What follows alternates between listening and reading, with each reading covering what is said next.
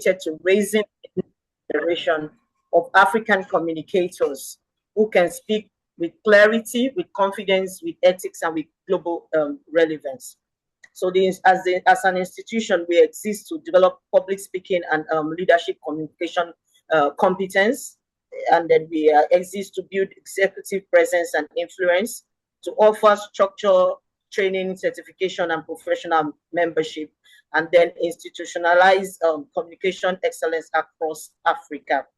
We are the African Institute, once again, of Public Speaking and Communication Excellence, and we hope that after this training, you will be better than where you are right now when it comes to communication and presentation.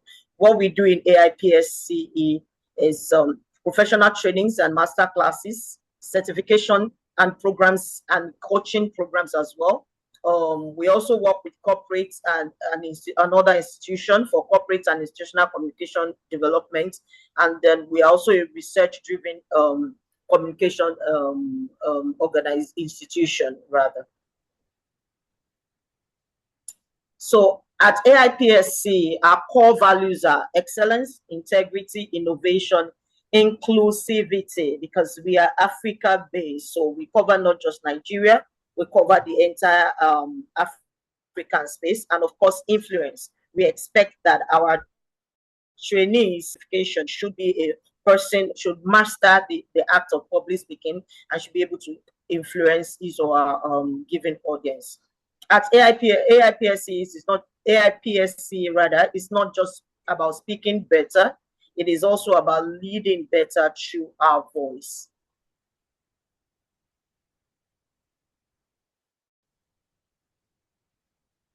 Meet our facilitators. So for today's session, will be facilitated by our founder and the executive secretary of African Institute of Public Speaking and Communication Excellence, Dr. Emmanuel Dogba. Dr. Emmanuel Dogba, today we are privileged to be learning from him. He's a communicator, a communication strategist, a leadership coach who has worked extensively in the area of executive communication, influence, and high-level speaking development.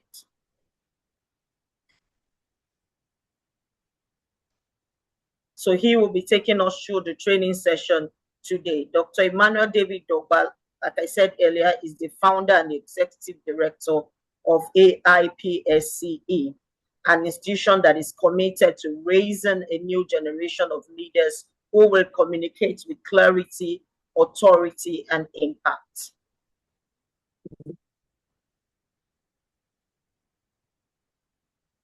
So today's session, he has coached, Dr. Emmanuel Dogba has coached political leaders, he has coached executive ministers and senior professionals. So he's an old hand in the field. He has helped a lot to strengthen them and strengthen their presence in decision-making rooms and on public platforms. So relax as we handle today's, as he will handle today's session. The session is on executive presence and strategic influence. It's not just a theoretical gathering or a theoretical training session.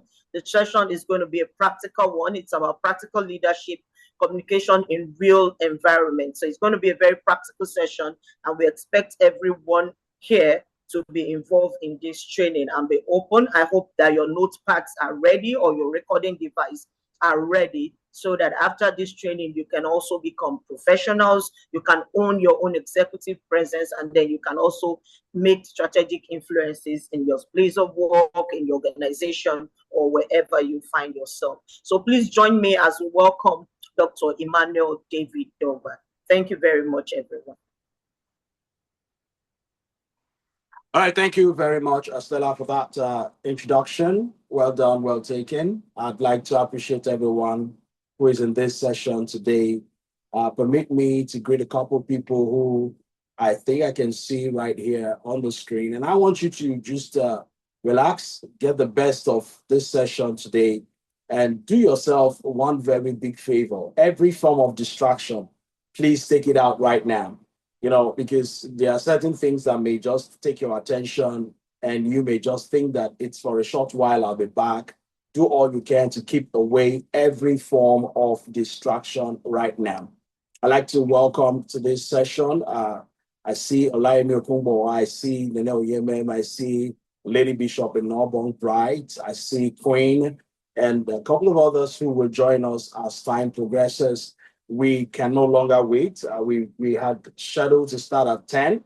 Apologies for starting behind schedule. That is not our modus operandi. We always keep to time, but we of course, we can't run the training if the participants are not in class. So now that we have a couple of you here, we'll proceed. Today we're talking executive presence and strategic influence. You may want to ask, what does this really mean? And before I progress, let me start by saying that your voice is your leadership currency. And the reason why I believe strongly that your voice is a leadership currency is because everywhere across the world where we have witnessed change, tremendous change, you will agree with me that those changes came through the voice. Certain people spoke up, and from that moment, action followed.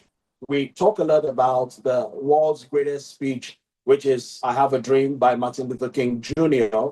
I recall back in my days in Igbinedion, we used to celebrate that very day, that profound day, Martin Luther King Jr. Day, and it's always an amazing time. But you see, that speech resonates across the world today because it is the leadership currency that Martin Luther King Jr. had at the time. When you talk about Nelson Rolihlahla Mandela, he's quoted across the globe today because his voice was the leadership currency that he had. Every great leader that you find on the planet Earth today, their voice is the leadership currency that they have. Even Jesus, our Lord Jesus, everything we respond to today are the words that he spoke. So the voice, your voice, is a leadership currency. And that's why we build everything we're building in this institute around your voice. And we teach and emphasize the things that you need to do and know so that your life can be better, so that your impact can be felt. And that's why today we're looking at executive presence and strategic influence. So let's do a deep dive into what we're here for today. And I want you to be very attentive. Make sure you have the writing material with you, and then you are very attentive. Today's class, we're going to be looking at a few things. The part one is executive presence, which will run maybe less than 60 minutes, and then we'll take a 10-minute break, and then we'll come back for the concluding segment, which is the strategic influence. Then we go to Q&A. So let me quickly do a reality check first off. Now, this is a big question, and I want you to think about it. Why do some people speak and the room leans in? I'm sure you would have been in occasions where certain persons get up on stage to speak, and everyone wants to pay attention. Everyone leans in to listen and grab every word that drops off the lips of that person. The question is why? There are also cases where certain people get up on stage to speak, and after 60 seconds or thereabout, people tune off. There is a reason for all of that. Second question is, why do others speak and the room checks their phones? You know, I have been in rooms where certain persons on stage speaking and people are busy with their phones, chatting, checking videos, and, you know, just getting engaged in something else other than what's happening in the room. There's a reason behind all of that. Then why are some leaders heard once and others remembered for years? There are leaders that I've come across in the course of my work, in the course of my life. I cannot forget them till I die. Now, I'm privileged to have some of you who went to Igbinedion with me back in the day in this room. There is one man I can never forget, Francis Opako. I never will forget him till I die. This is a leader that speaks and his words remain. I can still recall the things he said to me in JSS1 till date. I can still recall the things he said to me in JSS2 and in JS3 when I moved on from Igbinedion. I can remember all of them because he spoke to my heart. But there are teachers in that school that I can't remember. when you mention their names, it's vague. I can remember them, but impact-wise, I'll tell you I know the person, but the impact is not. Now, you're going to understand why all of these things matter in a bit. Now, if it's not it's perception. Influence is not it is please mute whoever it is. Chika, okay, I've muted that person. Please let's just mute our devices so we don't interfere with the class. Thank you. So there are influence, like I said, is not about ranking. Influence is perception. And whether you take it or not, but this is the truth. And perception is shaped in seconds. It is shaped in seconds. And that's why I want to make this class as practical as best can be, so that you get the value of what we're sharing here today. Now, let me drop a hint quickly. You want to write this hint down. Perception is reality. Please write that down. Perception is reality. I appeal to you to write it down. You see, what people believe about you may not be true, but it is real. It may not be the truth, but it is real. Now, it is that reality that they would use as a yardstick of measurement in relating with you. That's why we keep saying in our training sessions, in our programs, that perception is very powerful, and never take it for granted. Never take it for granted, because it is reality. This is very important. Okay, and it is shaped in seconds. Interestingly, perception is shaped in seconds. Before you know it, that is what people believe about you. And so in this session today, you are going to think. In this session today, you will reflect. As we progress in this session today, you will correct things that perhaps you have held onto prior to this time, and you have believed that it is the way things are supposed to be. All right? So those are some of the things that we're particular about, and we want to make sure that as we progress, we achieve that result that we want to achieve in the course of the session today. So let's progress. Now let's look at certain concepts. There are some concepts I want us to just pay a bit of attention to, and those concepts will go a long way, in providing some value for us as we go on. First and foremost, executive presence is how you show up. That's what executive presence really is. It is how you show up. But strategic influence is what happens after you speak. So how you show up matters. What happens after you speak is also very valuable. And this is why we're combining both of them to bring to your notice and knowledge today.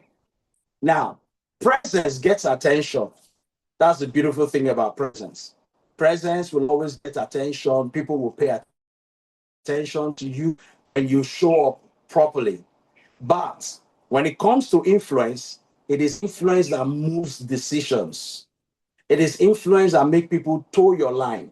It is influence that make people agree with you.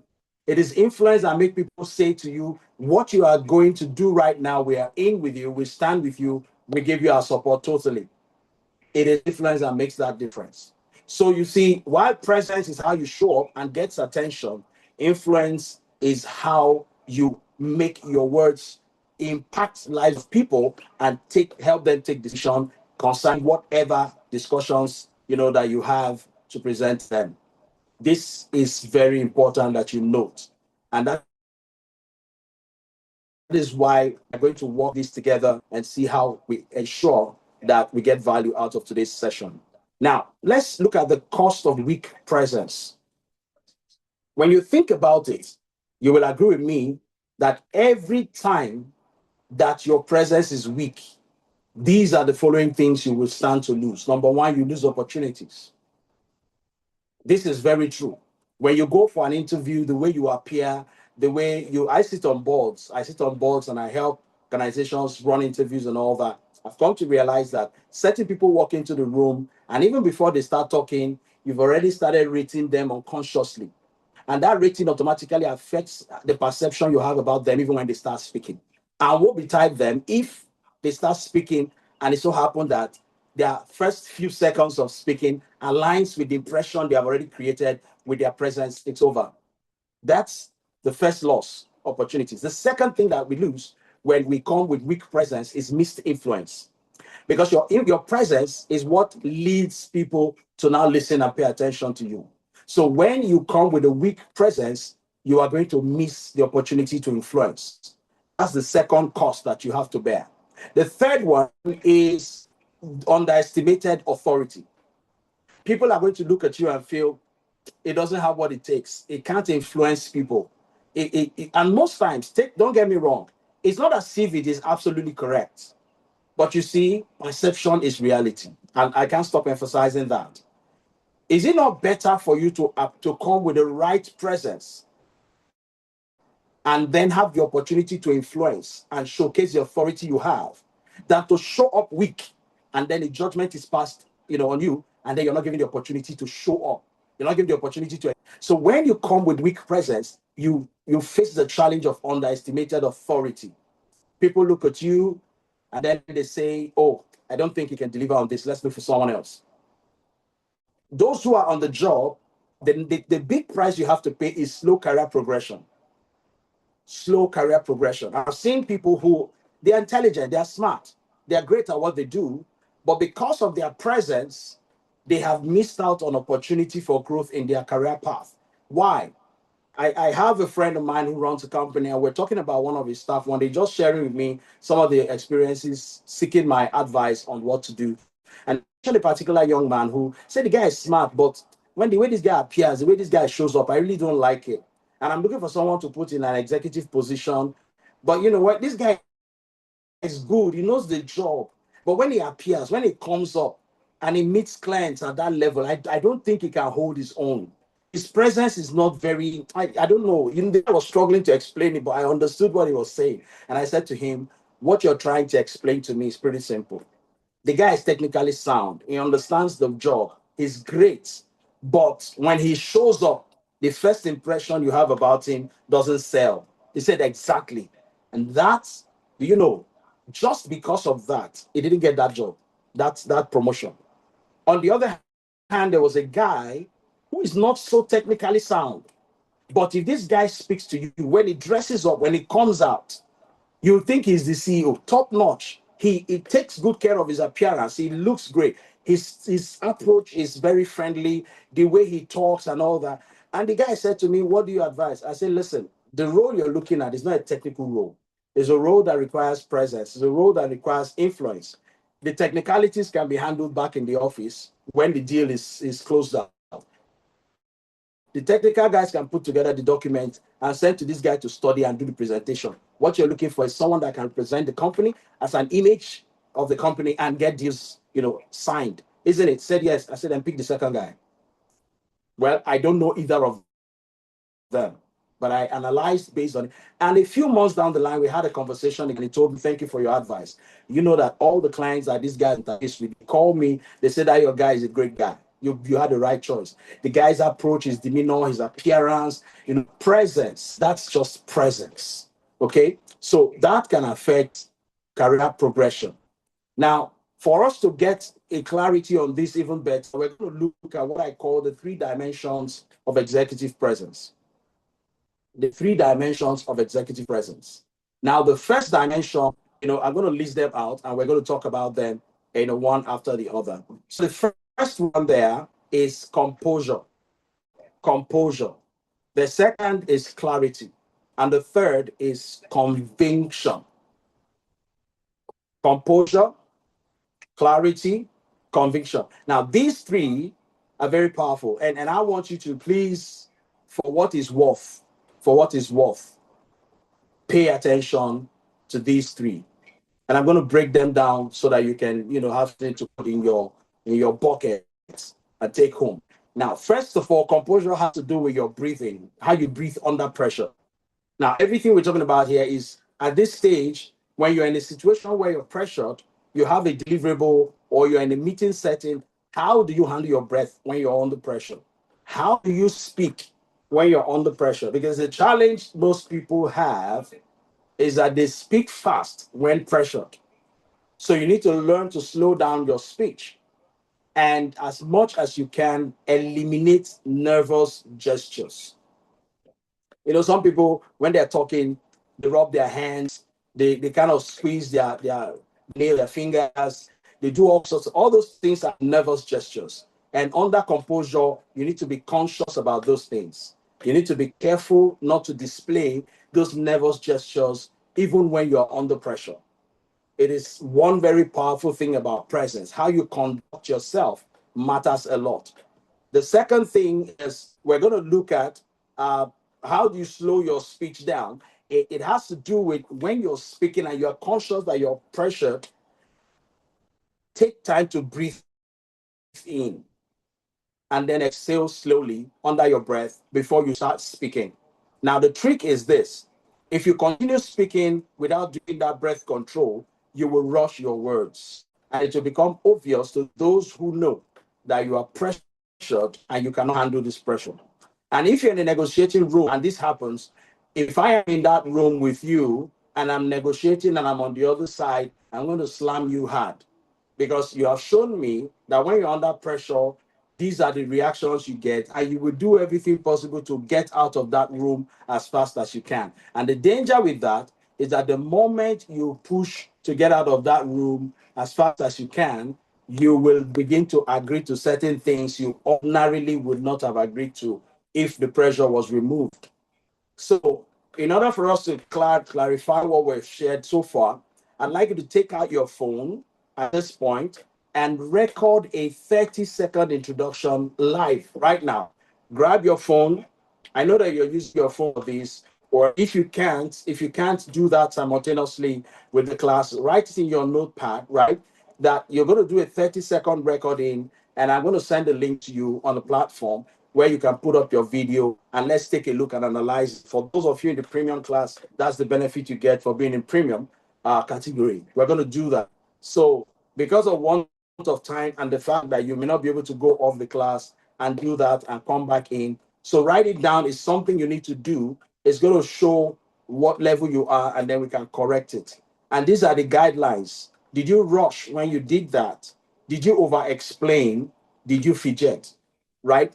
Some of you may say, oh, you know what, Dr. Dogba, it's not a big deal. I'm in the comfort of my home. I can tell you, if you're not a camera person, the moment you raise that phone and face the camera, you will be under pressure. Because your brain will start asking you, what are you even going to say? Are you sure what you're saying is going to be correct? All those pressures will start building. That's why I said use your phone to do it. That's the reason behind us using your phone. So if you can't do it now because of the class still in progress and you're using that same device to do it, then you can do it after the class. But for those of you who can do it while this class is ongoing, I'll appreciate if you can do it. So let me give you like a minute. So those who can do it, I give you a minute. Your time starts now.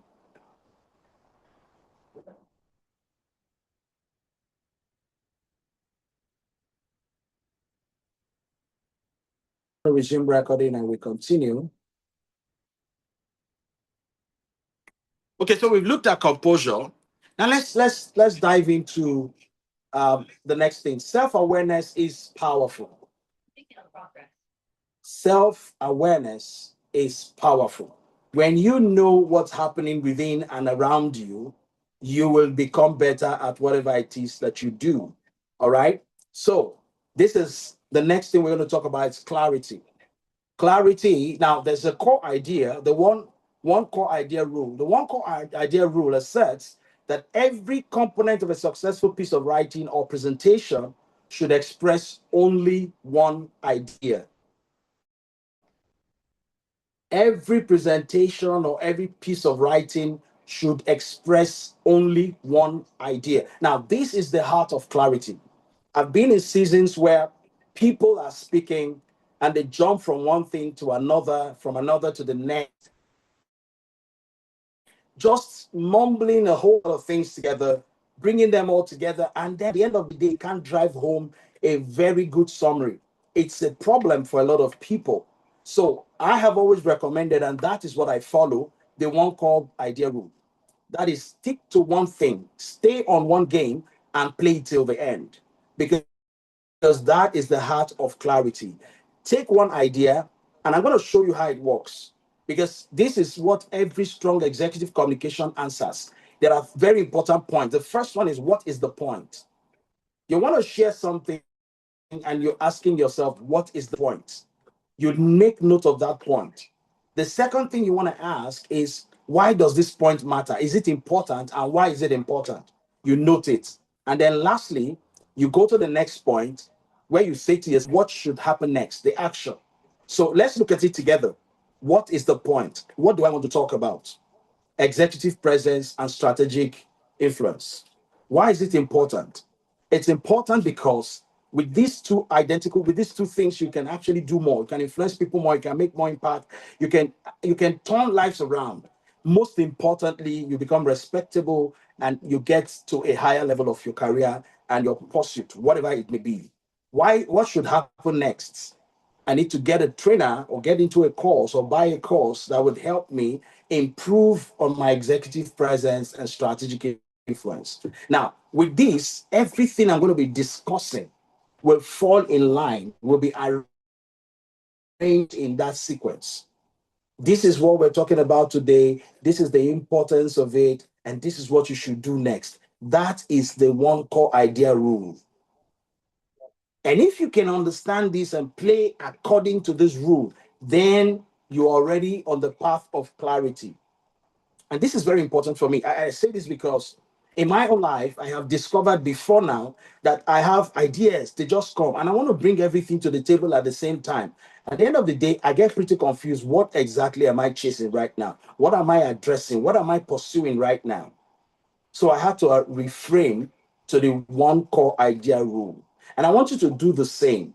I'd like you at this point to write one sentence. All right? One sentence. Remember a meeting you attended or a recent meeting you were part of and the contribution you made before now. Now, take that same contribution, rewrite it in one sentence without any stories attached, straight to point with the one core idea rule. I'd like you to do that in a moment. I told you this will be a practical class. So grab your writing material, write it in one sentence, the idea you shared in the meeting. Now, this is what would have happened. You would have explained yourself, you would have shared examples, you would have shared a story around it, and then you would have made your point. Now, I want you to make that point without the story, without the explanation. Write it in one sentence. If you can, put it in the comments, put it in the chat. I want to read it. I want to see what you have there. One sentence. Reframe a recent meeting contribution that you made in one sentence, following the one core idea rule. I'm waiting to read from you guys. I'm waiting to read from you. Just write in the chat. The chat is open. It's very there, open for you. Just write one sentence, reframe the contribution you made.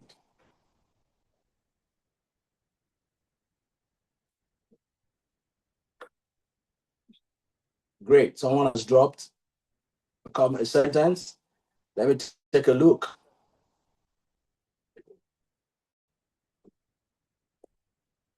Write one sentence, just one sentence, the idea you shared in a previous meeting.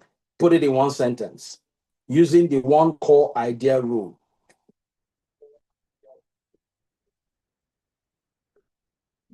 We're waiting on you.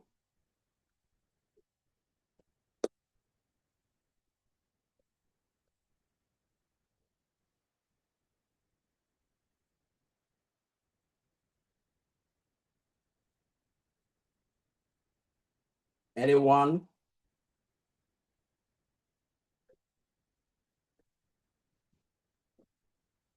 That meeting you attended yesterday, that meeting you attended on Thursday or Monday, for those of you who do Monday morning meetings, you made a contribution. What was it? Let's read from you. One sentence. In one sentence. All right. I can see Queen has put something. Ethics and compliance is key to our project delivery and objective. Amazing. This is clarity. No stories, no extra fancy talk, straight, clean idea, one sentence.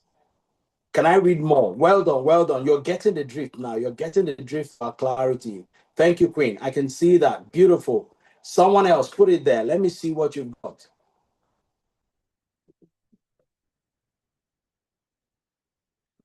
Let me engage Queen since nobody has put up any other comment yet.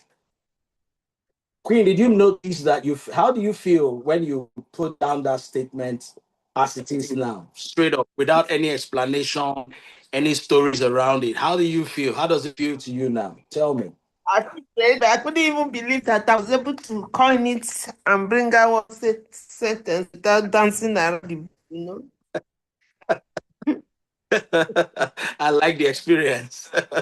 So you see, you can't even believe that this is you writing this. Yes. Okay, but it is you.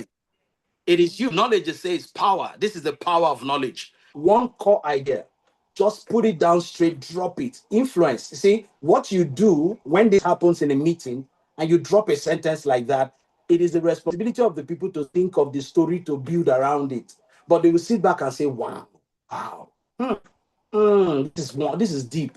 This is very impactful. Well done, well done. This is impactful. And everybody will start jumping around. Ethics and compliance is key. You'll be amazed how they will rotate and revolve around that statement till the end of that meeting. That is the power of clarity. You just see everybody dancing around that statement, that one sentence. Everybody will allude to it. They will come back to it again. They will identify with it.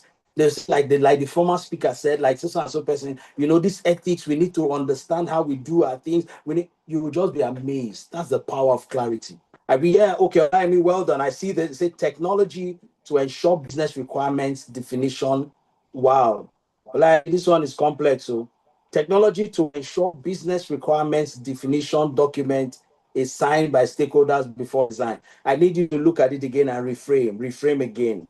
This, when a sentence needs explanation, then clarity is lost. Okay. So I think what you're trying to say here is that utilization of technology to ensure that everything the document needs to have is in place before stakeholders can sign. All right. So maybe you need to look at it again. I don't want to interpret it for you. I don't know what exactly you have in mind, so I don't misinterpret it. Look at it again and pick the key elements in that statement and bring them together to make perfect sense. It has to be clear. Now, the rule is if I read it, I don't need you to explain it. The one core idea, if I read it, I don't need to call you to explain it. Just take a look at what Queen wrote. Ethics and compliance is key to our project delivery and objective. You don't need that to explain it to you. That's the rule of clarity. So when you write or when you speak, endeavor to make sure that what you say, whether you're there or not, they don't need you to explain. That's clarity. So well done for this, but I want you to reframe and make it simpler, make it pretty much more simpler, so that anyone that reads it, like the Bible says, you read it and run with it. That's the idea. Any more comment? I'll take just one more, and then we'll make progress into the next component of this class. Yes, any more? Any other person has something to put up? I want to read from you. One more, please. One more. One more. Okay, when you have it, drop it in there. We'll make progress at the time. Amazing, amazing. Okay, that is I think one person has dropped something. That's the rephrase.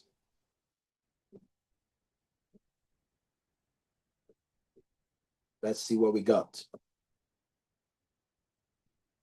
Structure collaboration is a tool for effective education. Perfect. Makes sense. Even though I don't know what that structure is. Or is it teacher you intended to put there? Let me understand. Confirm, please. Is it teacher collaboration? Confirm. Okay, beautiful, beautiful, because that's what makes perfect sense to me. Teacher collaboration is a tool for effective education. The word tool there is questionable. I don't know if my English serves me right now. The word tool, maybe you need to use something else because you're talking about teachers collaborating, coming together to work together. I don't know if tool will be the right word for, for that sentence, for that statement. I'm just thinking out loud. We're here to make it perfect. Okay. So I don't know. Someone else can help me. I think we have a legal luminary here. Nene, you're in this room. Nene, talk to us. Is the word tool there most appropriate? My first degree is engineering, so you won't blame me. But of course, I have great command of English. And that's why I'm spotlighting that word. A tool is a device. A tool is something we use, right? So we're talking teacher collaboration here. Maybe you want to be a bit more technical or a bit more cliche. No, I don't want to use cliche. I would say that maybe you change it to maybe you change it to panacea, something like that. Teacher collaboration is a panacea for effective education because the word panacea is solution. Okay, it's a solution. It's a remedy, something that can solve a problem. So, but again, you get the idea. Clarity, you get the idea. So what you have done here showcases that you get the perfect idea of what I'm sharing about clarity. Okay, beautiful. So let's make progress. You've been able to catch that knowledge. The third one is conviction. Conviction is powerful. Is the alignment of your voice, the alignment of your words, and the alignment of your body. Now, I need you to pay attention here because this is a bit tricky. Conviction has to do with the alignment of your voice, your words, your body. And I'll show you what this means. When people speak, their voice gives them away. When people speak, the words they use also give them away. Most importantly, their body language gives them away. When you have experience with those who are convinced about what they are saying or teaching or talking about, their body language is in agreement with what they are saying. So there's this alignment between their voice, between the words they use, between the body language. Total agreement. I'd like you to take time out to go and watch the speech, I Have a Dream by Martin Luther King Jr. You would notice that while he was speaking, his words, his voice, and the way he demonstrated with energy everything he said will tell you that this man believes in what he's saying. That's conviction. He believes totally in what he's saying. That's conviction. Now, let me ask you a question. Would you invest in someone who doesn't sound convincing or convinced? I need answers to that. Everyone in the room right now, would you invest in anyone or in someone who doesn't sound convinced? Would you? Oh, perfect. I see. Teacher collaboration is a catalyst for effective education. This is perfect. Thank you, Stella, for just adding that update. This is perfect, right? Instead of tool, catalyst is the word. This is excellent. Well done. So I'll advise Lady Bishop and take this and infuse it into what you have in mind. This is just perfect. Now, back to my question. I've asked this question and I want responses. Would you invest in someone who doesn't sound convinced? So you're having a conversation, you want to do maybe Shark Tank or you want to do Lions Den kind of thing. And then someone comes and talks and talks. And after I finish talking, you look at the guy, he doesn't sound convinced, but out of sympathy, say, let me just help him. I'll invest. Would you do that? I'm waiting for your comments, guys. Just if you will, just tell me. I'll gladly, I want to see what you've got to say. You're most welcome, Bishop. Lady Bishop, you're welcome. Yeah, so I want to read from you. Would you invest in such a person? Someone that doesn't sound convinced. I don't want to pretend or assume that my answer is same as yours. We are different personalities. We have our goals. We have what we believe. But talk to me. What would be your take?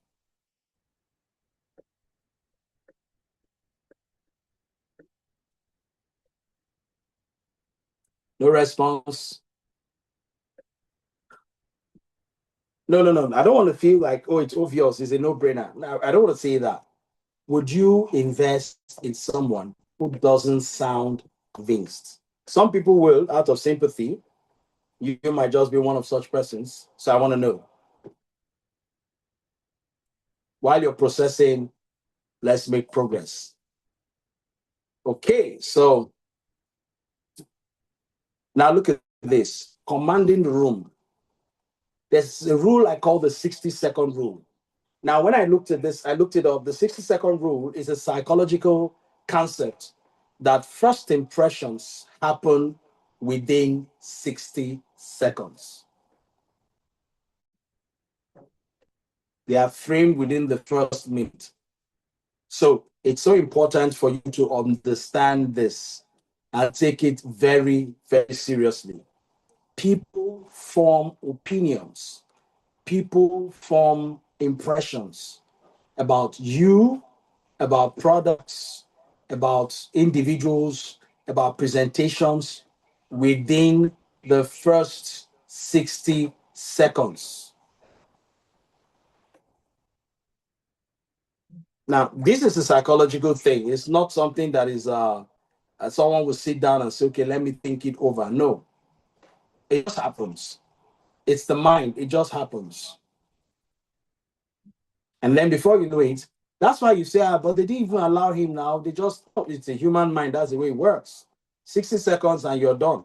Whether you're making impact or not, your first 60 seconds has a lot to do with that decision that people have to make. That's why most times when you go before a panel, as you're talking, the first 60 seconds, continue, go ahead, next slide, just move. But if you sound engaging and interesting at the first 60 seconds, they want to listen to you. They want to pay more attention to you. So in this first 60 seconds, the room decides, is this person competent? Is this person confident? Should I listen to this person? And all of that decision happens in 60 seconds. Unfortunately, you and I don't have control over that. It is psychology. It just happens. The 60-second rule. So this is why I talk about presence a lot. This is why I encourage you that before you stand before people, before you get out, make sure you're conscious of what you want to say. Make sure you're conscious about how you appear. Because your presence precedes your words. The first concept that people have about you is who they perceive you to be. That's presence. Then the moment you open your mouth, make sure that your first 60 seconds make sense. Let me throw this into the room quickly. That's why you would notice that great speakers is either they start with a story, a very engaging story, or they start with a quote by a renowned writer, a poet, somebody. Maybe Vince Lombardi, maybe Martin Luther King Jr., maybe about Einstein, maybe Michael Faraday, maybe Nelson Rolihlahla Mandela. They start with something captivating because the first 60 seconds will determine what decisions the people will take concerning them. And that applies to every one of us. So let us take note of this and hold it there, because you cannot take it for granted that, oh, I have enough time. Okay, I have 40 minutes to speak. Let me use the first 5 minutes to just, say a few things, greet people, and then when I settle in well, like, no. By the time you're doing all of that, people have picked up their phones and they're doing something else. So you need to be careful about that. First 60 seconds. That's the 60-second rule. So frame your first sentence and avoid weak openings. Avoid chattery, talk, just sounding engaging. You're actually missing the point. Your first 60 seconds hits the nail hard on the head. Make your first impression. A friend of mine back in the university said to me, Ima, listen, you cannot make a second first impression. And that statement has guided me a long way down the line of my growth. I always take that into consideration before I speak to people, because especially if I'm meeting you for the first time, I know that I can't make a second first impression. So I take my first 60 seconds very seriously. So let's make progress here. Now, this is something I'd like for you to do. Think about how you introduce or how you start your speech or your presentations before now.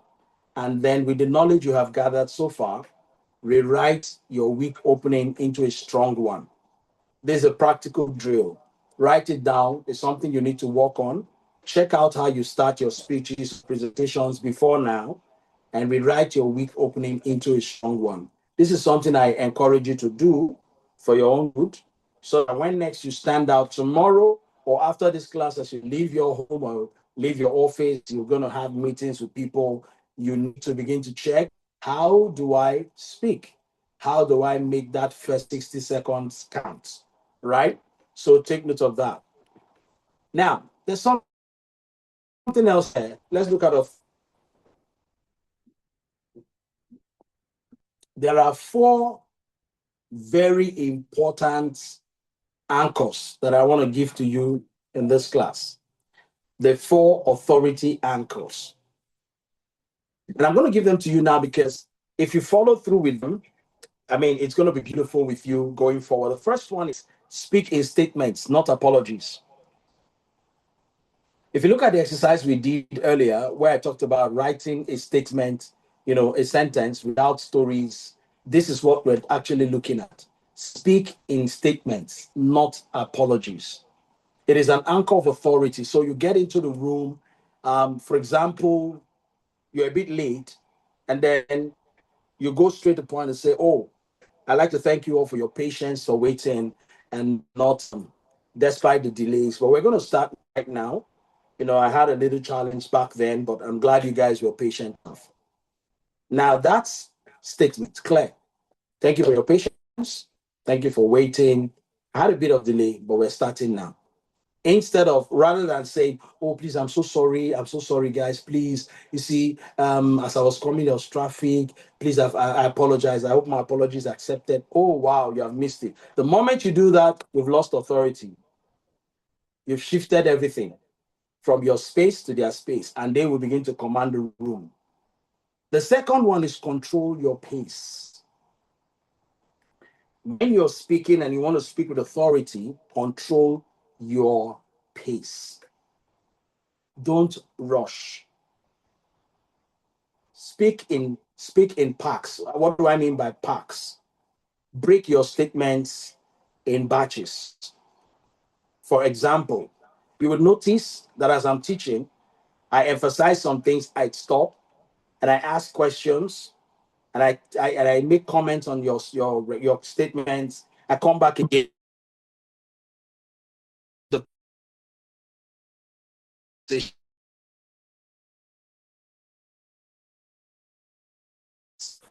So that helps you to control your pace. It's an authority anchor. Then you need to pause strategically. At some point, I will take a breather and I'll say, "I want to read from you. I want you to put your comments. Let me see what you have in mind. I don't want to guess. I don't want to imagine that I know what you're thinking. Please put down your comment. Let me see what you have in mind." You pause strategically. You pause at points where you allow people to take in what you have said and to think about it before you make progress again. This is an authority anchor. I use this a lot. And then the last one is end decisively. So when you're having a conversation, something interesting happened yesterday. Someone called me and we're having a conversation. We finished talking and I said, "Okay, thank you. Have a nice time." The person was still on the phone. "And thank you, sir. Yes, sir. Thank you, sir. Please, my regards to your family. Thank you, sir." And I said, "Okay, have a nice day." Off the call. Now, the problem was that person on the other end of the phone didn't have this authority anchor. She couldn't end the discussion decisively. So she was just rigmaroling. And I knew the discussion and the conversation was done with. I said, "Thank you. Have a beautiful night rest. Good night." And that was it. So you need to learn to end decisively conversation. Let the people know that this conversation has come to its terminal point and we're ending here.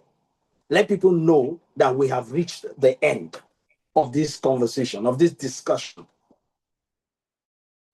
You don't speak and people are wondering, maybe there's more you had in mind to say, and maybe because of time, you want to cut it, but there's still something. No, let it be clear that we are done with this conversation and this is where it ends.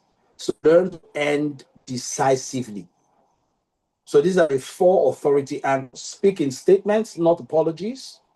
Control your pace, pause strategically, and end decisively. This is key. All right. Now, I was going to give you two of you this role play to simulate, but I doubt if that will be possible.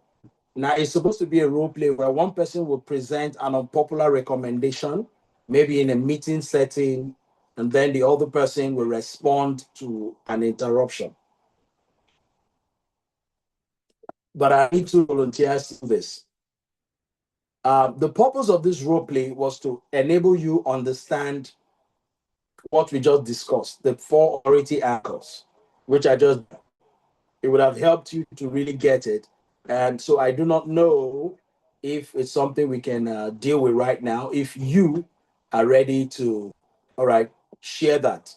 If you're ready to take that on, I would be glad to know if any two of you would volunteer. So let me find out if there's anyone that's ready to volunteer on that. You can just raise your hand. So in case you're not very familiar, just go to the React. You see the React, the love sign there. Click on it, and then you can raise your hand if you want to take a volunteer for one of those. But if not, we will progress. So I'm going to count to 10. If no hand is up, we'll move on. 1, 2, 3, 4, 5, 6, 7, 8, 9, and number 10. Okay, we will just progress with what we have. Oh, wow. All right, so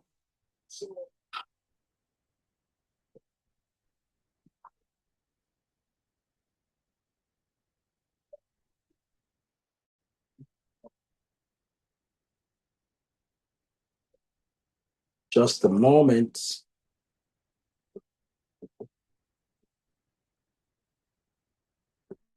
Let's go.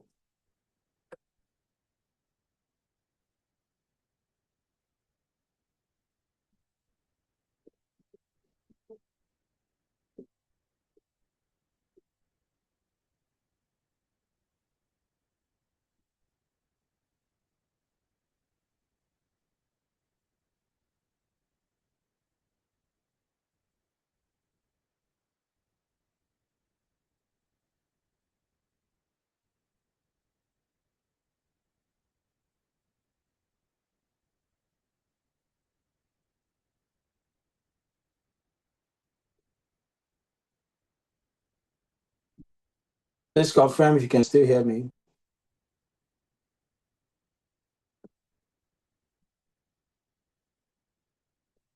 Yes, we can hear you. Okay, thank you.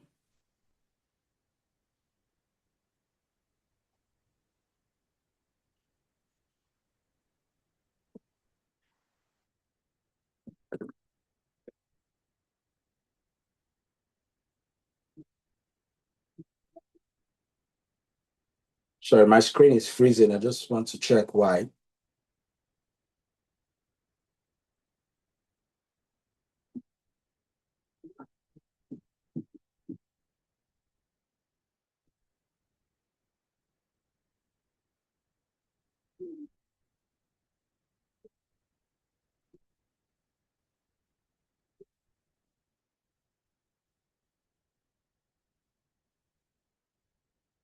Oh, wow.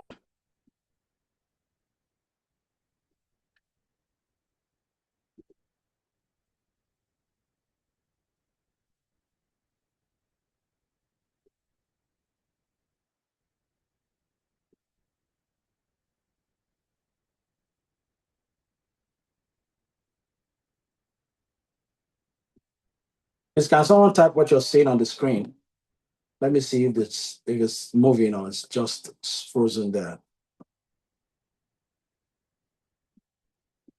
We can still see the slide on roleplay. Okay, that means the screen is frozen. Okay, so let me stop sharing and I'll get back. Screen is frozen. All right. So I'm going to reshare and then we'll get back on.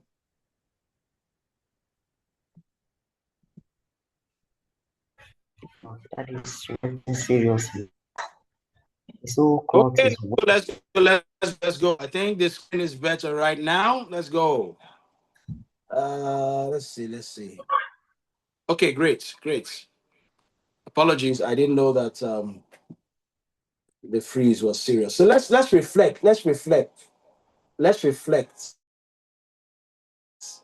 And then we will take home some of the things we have learned in this first segment.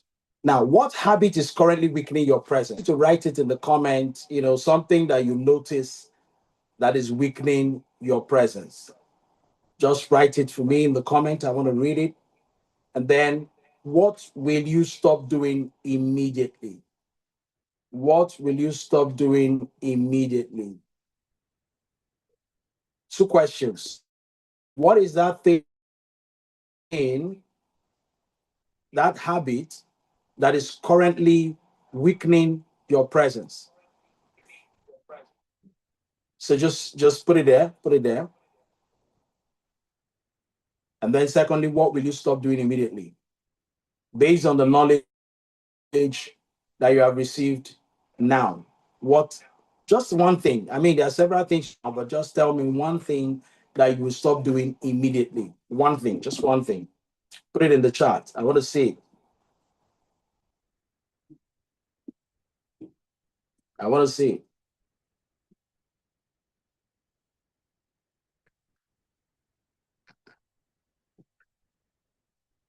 Yeah, so it's there for you. Tell me.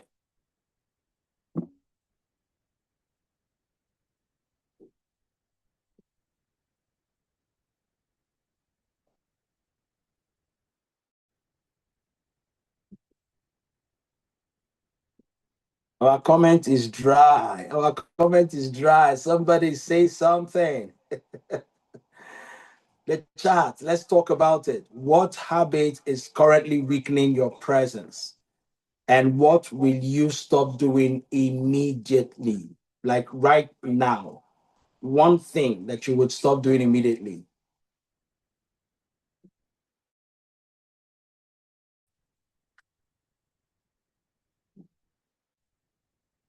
Anyone?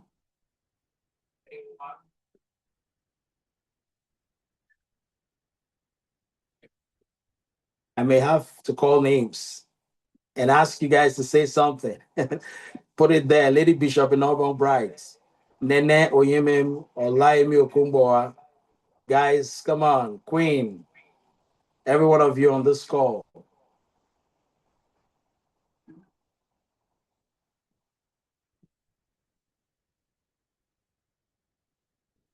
What is that thing that you want to do? You want to stop doing right now? And what is weakening your presence? Share with us.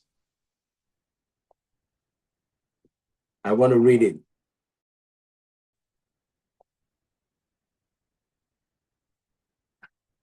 And I know you're with me. Okay, Queen has put up something, not taking control of my pace. That's what weakens our presence. I will stop apologizing when I show up late to.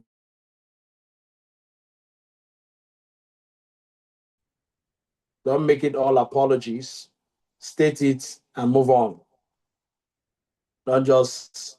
I'm not making it a habit to be late. Anyways, I always encourage people as a habit, be punctual. Just make it a habit to be punctual. That way you don't owe anybody apologies. You're early to your meetings, you don't owe anybody apologies. Be early to your meetings.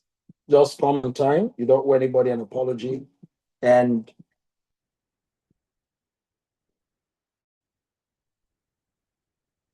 okay, I've read from you.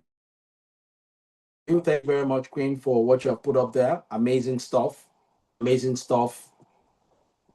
All right. So while others are still brooding and brainstorming on what they want to put, some people don't like share comments publicly. Let me give you a candid advice as we take this 10 minutes break. First is, please, if you can, avoid social media for these 10 minutes that we're going on break. If you can avoid social media, stand up from your seat, take a walk, set your mind, and then we'll be back again in 10. All right, we'll be back again in 10. Presence requires physical awareness, so take time. Lady Bishop in Auburn says, I'll stop. Amazing thought there. Amazing decision you have made there. Good decision, I must say. So guys, we're going on a 10 minutes break and we'll be back in 10.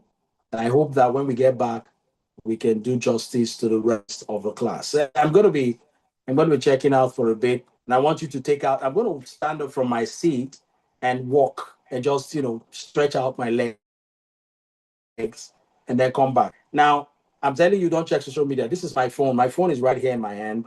I am not going out with it. It's right here, face down. So I don't get distracted by one message that leads to another message. So I'm just going to take a walk, stretch out. I want you to do the same, right? And we'll be back as soon as we have hit our 10 minutes timer. So I'll see you in 10. Take that break, please. Take it. All right, welcome back to part 2. Strategic influence is what we'll be discussing now. And I want you to, as always, have your writing material. We're going to get deep into this and discuss an extensive approach, the things that make for strategic influence. Okay, so first and foremost, I like to note that what we're doing here today in this second part is to look at the practicality of what it takes. Now, presence is internal. It has to do with what you believe, how you prepare yourself to show up. But the good thing with presence is that it gets attention. Now, your presence enables people to notice you're there and respect your personality. And then, of course, it draws attention. But you see, when we talk about influence is relational. Influence has to do with your person, how you relate with people, how you enable them to take decisions and move decisions, irrespective of whether it has to do with you or their lives or the lives of other people they interface with. So while presence has to do with getting attention, influence has to do with moving decisions. It is a level of influence that you have that will make people take decisions in your favor.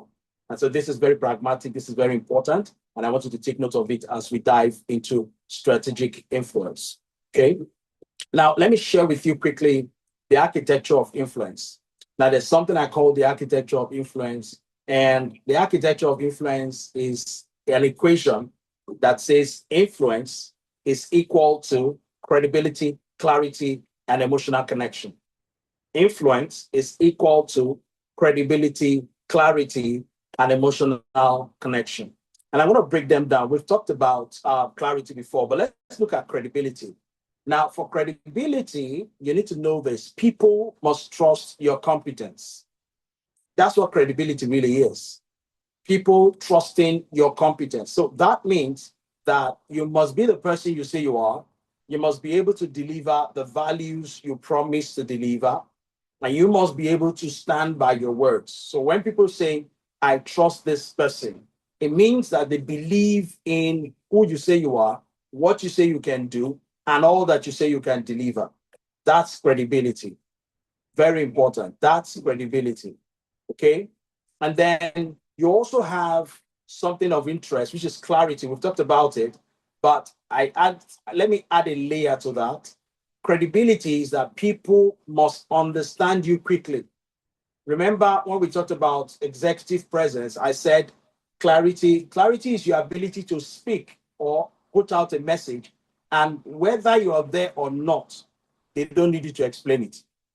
People can read it, understand it as fast and as quickly as possible without you having to interpret it again.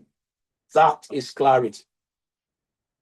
And then emotional connection is the fact that people must feel the relevance. This thing you're sharing with us, this thing you're saying, what is the impact on my person? How is it relevant to me?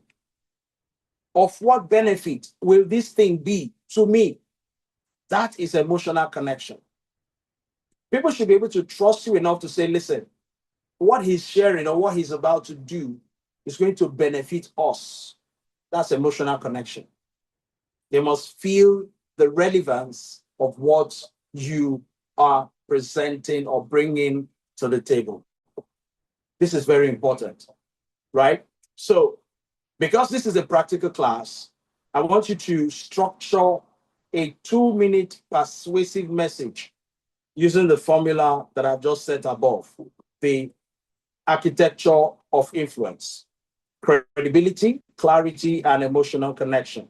I want you to structure a 2-minute persuasive message using this formula. So remember, what you're writing, you must bear in mind that people must trust your competence. You must also understand that when they read it, they will understand it quickly. What you're saying is not ambiguous. You don't need to explain it further. They just read it and understand it. Number 3, they must feel the relevance of what you're saying in connection to their own lives. So take a moment and structure a 2-minute persuasive message using this formula that I just shared with you. Okay? So write it down in your notepad. We're going to have a session where we go through all of these reviews with you. For those of you who did the premium, we're going to have time for that. So write it down. We're going to look at it and do a deep dive. Okay? Because if I say, let me wait for you to respond, some of you, I know you're juggling between this class and something else, but that's not the best option for you. However, please write down this instruction. Structure a 2-minute persuasive message using this formula that I just shared with you. Okay? Now, let's look at speaking to move decisions. Speaking to move decisions. There's a decision framework that I've designed, and it's just a 4-question framework. And if you apply this framework, oh my word, it's going to change a lot for you. Now, take note, every persuasive communication has to deal with these 4 questions. Now, if you answer these 4 questions, then you can move decisions easily. The first question is, what is the problem? Sometimes when you have conversations with people, they complain about things. They just mumble and just ramble and say things. I always break them in the middle. I say, hold on. Leave the details. Leave all those things you're sharing with me. What is the problem? I did this to my daughter. She's in the university and she came home. She called me and said, oh, Daddy, there's a problem. She said a couple of things, yeah? And I was waiting to hear what the problem is. Her first statement was, Daddy, there's a problem. So I was like, okay, fine, go ahead. Let's talk about it. And she started telling me the things, her experiences and all that. And I told her in the middle, can you hold up, calm down, breathe in, just take a deep breath. Now, one question. What is the problem? What is the problem? She said, the lecturer said they will need to do this, and that, and it will cost this. I said, okay, so establish that is the problem.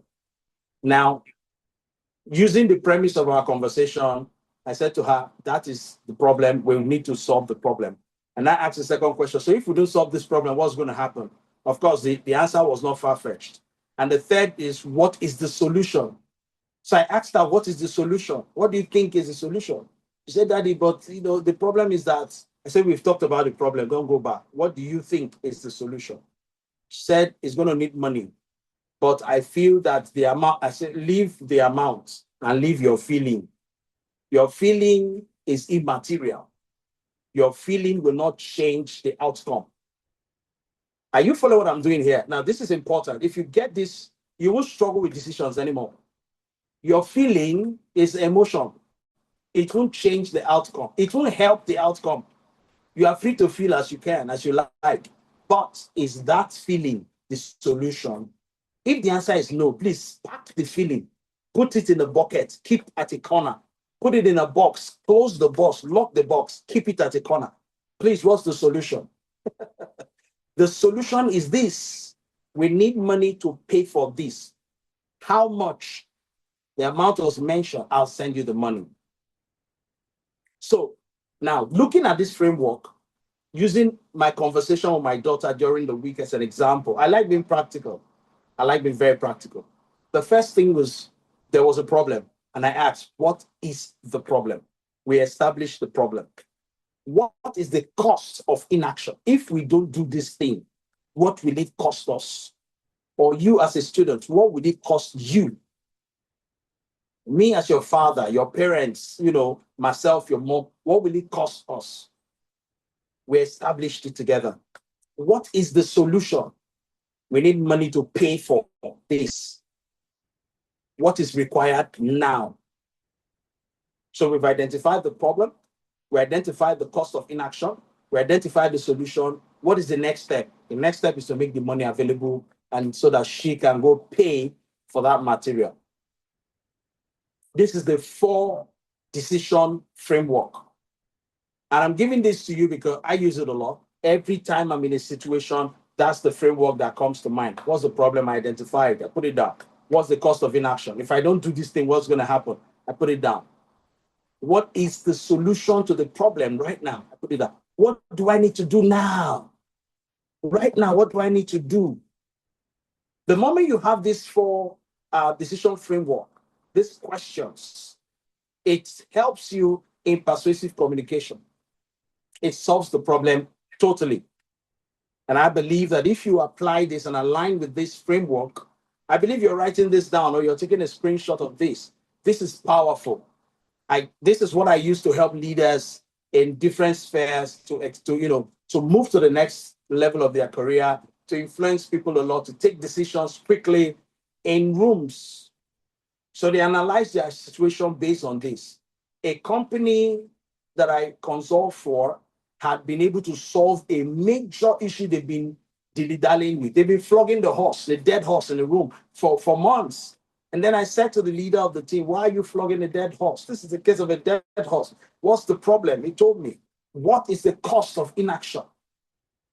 And you see, the problem is that no, sir, that's not what I asked. What is the cost of not solving this problem? He told me what his team gave him as advice. So you, sir, what is the cost? And what is the solution? What do we need to do here? And what do you need to do now? What's required now to take this thing, to solve this problem? What do you require? And the moment we agreed, I told him, sir, try it. Do you know, the young man went back, did what he needed to do. Well, he's not a young man per se, he's older than me, it's a senior friend. And he came back to me and said, wow, you know what? That thing we've been avoiding and being afraid of doing, there's a change in the entire spectrum of our work now. Things are better, things are moving, there's more confidence amongst the people, and they have committed more to the organization. That's the decision framework. So I hope you take this to heart, apply it, and see how great it turns out for you. Now you need to build a mini pitch using this framework in 2 minutes. So I gave you an example using my daughter and I. We had the conversation. What was the problem? What was the cost of not taking the decision? What was the solution? And what did we need to do? So I wanted to build a mini pitch. Like you want to do a pitch to a company or to a funder, an angel investor, these 4 things. What is the problem? Litters all over the city. What is the cost? Health hazard, pandemic, epidemic, name it, right? And that's the cost of inaction. And then what is the solution? Recycling, getting the garbage off the street, recycle the ones you can, the ones that cannot be recycled. All garbage basically can be recycled, for example. And then what do you need to do now? What are the requirements now? By the time you put all this together, you can develop any kind of persuasive communication you want to develop using these 4 decision framework. So take note of that and design something. design something and drop it on the platform. You can get my number there, get my name there, and send it to me as a WhatsApp message, and we're going to look at it together. Okay, we're going to review, set a time for review. Okay, now if you've done that, if you've taken this, let's move on. Now, influence under resistance. Now, people will resist you because they are protecting 4 things. Every time people resist, note this, there are certain things that are protected, and I want to list them out to you real quick. Number 1, when people resist, they are protecting, the first thing there is their status. The second thing is their comfort. The third thing they are protecting is their ego. And the fourth is risk. Every time, let's take our political class. Why are they resisting direct transmission of results to the IREF? They know, some of them know, that, of course, it will affect their status by the time the elections come. They know that it will affect their comfort because to give them more work to be able to convince people otherwise from the perception people already have. They know it will affect their ego that, oh, because we protested, we won. And therefore you guys caved in because you know the truth. No, they don't want to bust that ego. And of course, the risk that they stand, to face in the face of the reality of free and fair election. Now, these are 4 things. I just use that as an example because something that is very recent, in our space, and we can all identify with it. That's why I chose that example. But you can see that in business, in relationships, this pervades every space. People resist because they are protecting their status. Oh, I'm the man. The case of a male, female, I'm the man. Status, comfort. I like things the way they are rolling now. I don't want any disruption in that space. So they resist change. Their ego. If I do this thing to look as if, all of that is just their sense of pride, which is ego. And then, of course, I'm afraid I will lose something, the risk, right? I'm afraid I will lose something, the risk. These are 4 things that people always protect whenever they have a challenge coming and then they resist, right? So these are very important. And this is how you need to respond when people resist, especially in having conversations. People are saying no to something, a new idea. You want to influence them. This is what you need to do. I call it the AAA, the AAA formula. You acknowledge their fears. You align their fears to the reality on ground. And then you advance. That is, you take a decision, guide them into a decision that would help them, advance them into a decision. I'm going to show you a practical example of how this works, right, in real time, right here, right now. So the first thing we said here is acknowledge. So you acknowledge first that what the person is saying, there's sense in it. The moment people see that you see them, the moment they feel that you see them, you hear them, you agree to the fact that there's a challenge that they are faced with, then conversation becomes a lot easier. The second thing you need to note is that you need to align. You reframe calmly. You make them see that what they are saying, yes, is true. However, this is something we need to look at together. And then that is what we mean when we say reframe calmly. And then thirdly, you anchor back to objective. That is the advance. Anchor back to objective. That means you take them back to the real reason behind the initial decision of making that change. Remember, you acknowledge their fears, you reframe calmly, that is, you align them to the reality of this change, and then you take them back to the real reason behind why the change was proposed in the first place. Now, let's look at some example. One example will do, okay? You can apply others to whatever you think works for you. So let me show you, I picked an example that we will follow through with. So this is it. Now, let's assume you are managing a colleague, who's resisting change.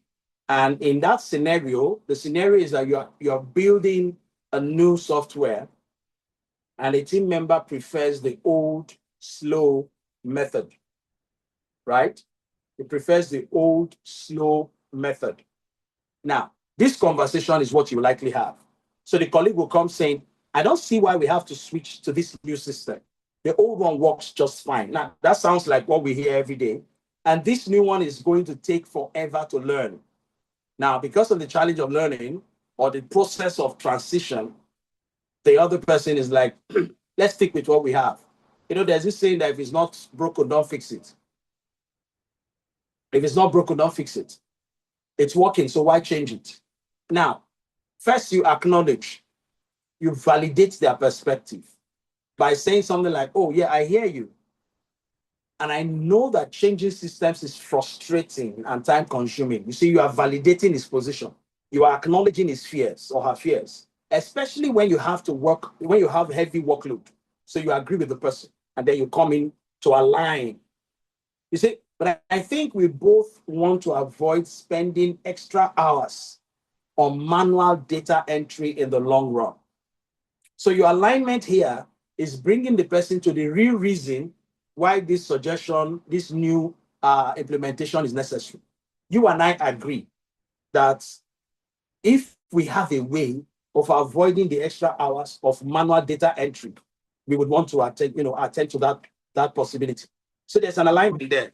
It's something that whether he's nodding to it or she's nodding to it or not, there is a silent agreement that there is a need for the possibility of not spending extra hours just entering data.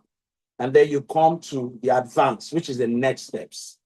In the advance, you have something like, how about we schedule a 30-minute training session for just the high impact features this week? 30 minutes this week. I mean, that's no time. 30 minutes in the whole 7 days. It's all the annoying weekly reports, all that stress. If you see how it automates all of them, it will feel worth the change. So you are making the person see, I agree with you. I understand your worries.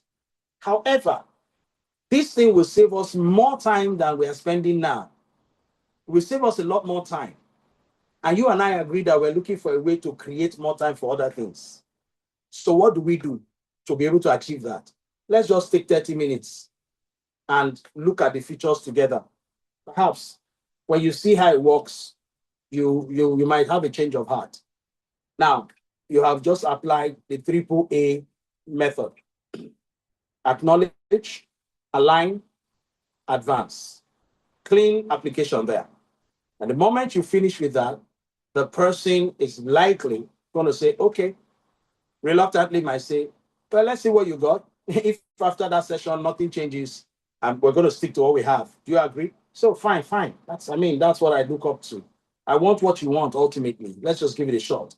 And then I trust that after the 30 minutes presentation, showing the person how it worked, the optimizing of everything, it's going to be a yes. That's how you deal with people when they resist change. You don't fight them. You acknowledge them, you validate their perspective, and then you share the goals, that's the common benefits to the both parties. Then you tell them, this is what we will need to do to achieve this. Let's just give it a shot. I remember once when I went for a negotiation on behalf of a company, while that negotiation was on, the other party from the local government end, it was a tenement rate, local government taxes and levies. They brought all manner of things, worth 7-point-something million in all. And I said to them, first of all, before we start this negotiation, I want to ask and agree on something. They said, okay, go ahead. So number one, I acknowledge that the local government has a right to collect taxes and levies. Oh, yes, of course, I'm glad I acknowledge that. And I said to them, number two, we all want to have peaceful coexistence so that the local government makes the money due them and the company is able to function profitably as well. They said, of course, we don't want to kill the company. We're just here to get what belongs to the local government. So we are both on the same page. That's alignment. I moved to advance. And I said to them, so we're going to use the Constitution as the starting point. We're going to look at the section that has to do with what the local government is entitled to. And anything that doesn't fall under the purview of the local government that is here on this table will remove them. Secondly, we are going to move to the local government law, the bylaw. We're going to look at the things that the local government law prescribes and the values attached to them, especially tenement rate, built up area, and the calculated value, we're going to stick with it. We're going by the law. Do we both agree? Oh, yes, of course. And then we started. By the time we finished, from 7.8 million, we landed at 686,000 naira. Yes? Because I made them to first align with the AAA. So as we went, we looked at this one, this law, the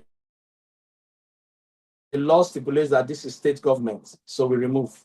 This one is federal government. We remove. This one applies to state government by the law. We remove. Oh, the state government had moved this from local government to, we remove. But we now came to the local government law. Tenement rate was their biggest hope. We now looked at built up area. The company has a big expanse of land, but the built up area was small and they had their plan. So then bring your plan of built up area. We did the calculation by square meter and they said, no, let's not go there. Please, can we agree on a figure? Because if we had gone into the calculation, they would get very little amount. Because the company, their main factory is not even there. That was just their office. And the office space was small, wasn't much, but the land they acquired was massive. But the law for tenement rate requires that you calculate based on built-up area. So you see, if I didn't apply the AAA, we would have been there going back and forth with arguments, shouting on each other's voice, on top of each other's head and all that. So influence, take note, strategic influence. I was able to move decisions using this framework, the AAA framework, the AAA, acknowledge, align, and advance. And I recommend this strongly for you to move influence. Now, you can build long-term influence. And how do you do that? I'll share this with you quickly. Number one, you need to understand that influence is cumulative. Influence is not what happens at the snap of a finger. Influence is power. Influence is impact. Influence is persuasion that you build over time. It's not a one-stop shop like, come, I want to influence now. And you walk out there, you say one thing, and people say, oh, yes, it's going to be short-lived. So you understand that influence is a long-term thing. You need to build it over time. And how do you do that? Consistent small actions that you take. People say, oh, he said he will be here today, and you're there. They say, oh, we're starting this thing by 12. You tell them, oh, 12, I will not be available. But if you can move it to 2, you know I'm traveling. The distance for me to leave my city and get to the venue, can we start by 2? They say, okay, because of you, we are starting by 2, but try and be here for 1. And by 1:30, you're there to start the meeting at 2. And they look at their time, oh, he said he'll be here for 2. He's here at 1:30. They are trusting you more. They call you, say, oh, sorry, I'm busy, I'll call you back. And then after a while, you finish your meeting, you finish what you're doing, you pick up your phone, you make that call. Oh, sorry, I was on a meeting. I promised to call back, and this is the call. What's up? You're building credibility. So influence is cumulative, right? It's the small actions that you take every day. It's not that one-time occurrence. And if you understand that, then we're home and dry. Some of the actions, like I've explained to you already, your consistency in tone, things like your values, things like your strategic silence when you are having a conversation and they expect you to say something at that time and you're quiet, you're analyzing, and they're watching you, they're wondering why you're not saying anything, but you're analyzing stuff. It's called strategic silence. You're not silent because you don't know what to say. You're silent because you're observing. And people notice it when you're observing. Your eyes will give the signal that you're thinking. Your position, your posture will show that you're not just sitting lost. You're participating in the conversation, but you're thinking deeper. And then beyond strategic silence, there's something else, which I call knowing when not to speak. And this is a great one. It's different from strategic silence. Strategic silence is when you're quiet because you want to pass an effect, because you are meditating or thinking of what exactly or how best to put your words. You're quiet at that, you're silent. And then when you speak, they're like, now we see why he was quiet. But knowing when not to speak is even more powerful.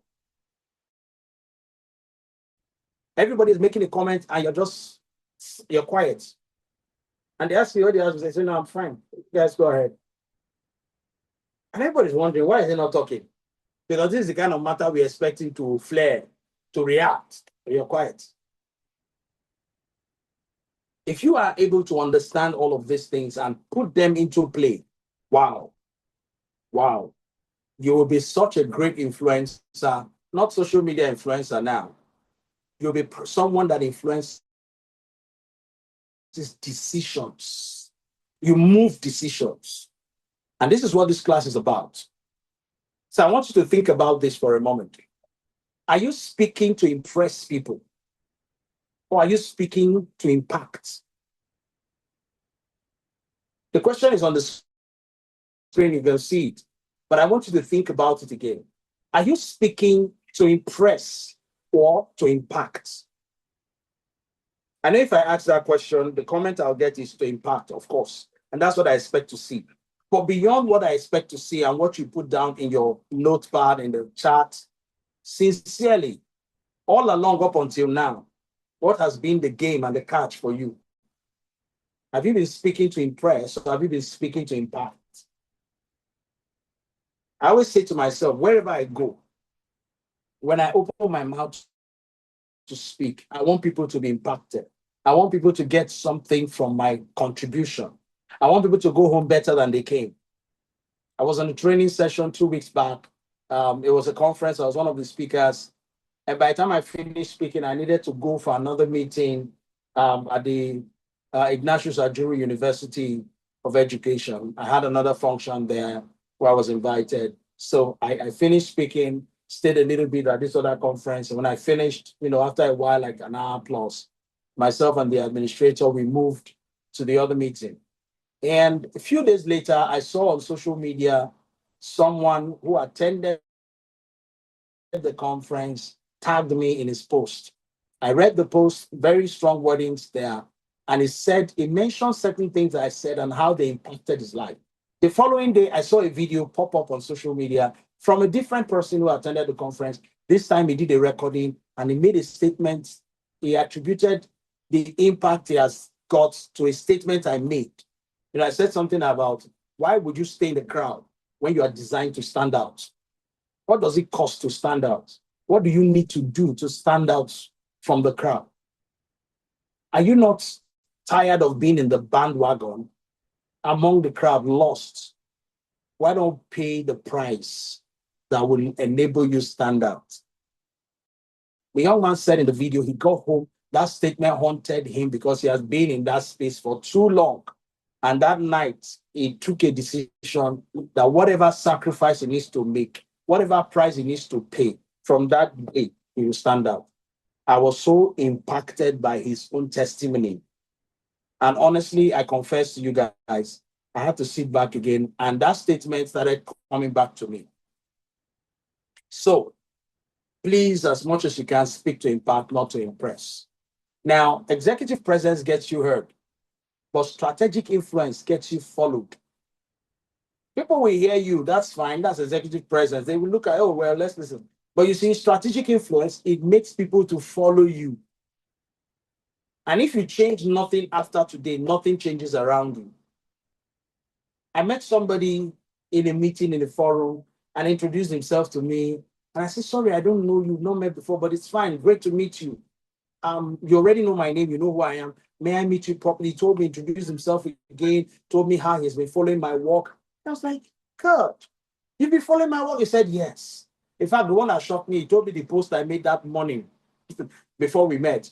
And he analyzed the post for me and said, so you read everything I write? He said, I do, sir.